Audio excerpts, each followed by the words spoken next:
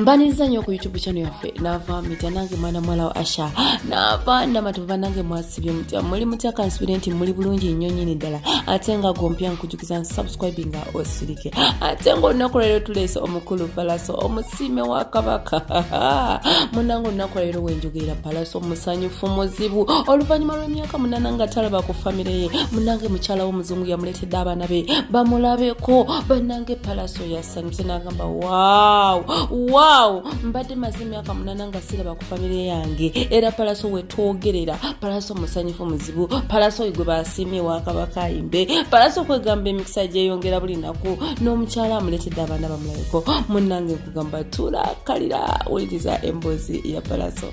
Ni musanyufu nnyo kitibwa kideri mukama leero nziramu okulaba ku baana bange oluvanyuma lw'emyaka 8 years.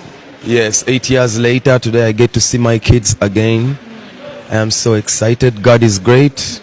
Mwebala abankumye, mwebale n'ababakumye gye bayiseeyo gye sibadde, nenga njagala obagamba ndi musanyufu nnyo, simanyi na ngeri gye nnyinza kukinnyonnyola. Babaleka ababanga ki? Baali bato, baali bazzeeko nano basembayo kubeera no omuwala yalina omwaka gumu, mutabani wange yalina emyaka 9. Yalina emyaka 2 but finally bagenda kujja.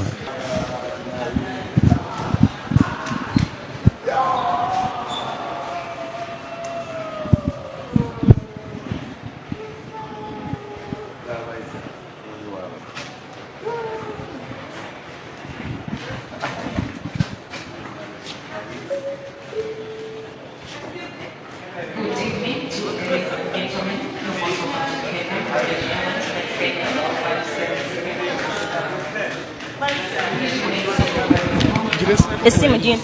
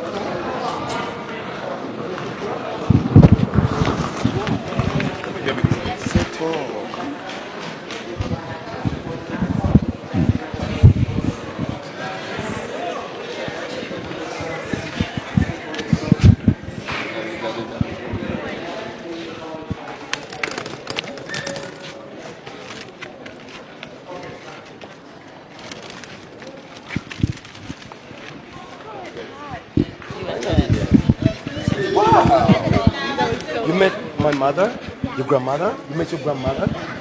Then let's go. Thank you. Okay, you come here. I need that. What did I I'm happy. Are you okay? I'm so happy. Okay, don't worry about these people recording us.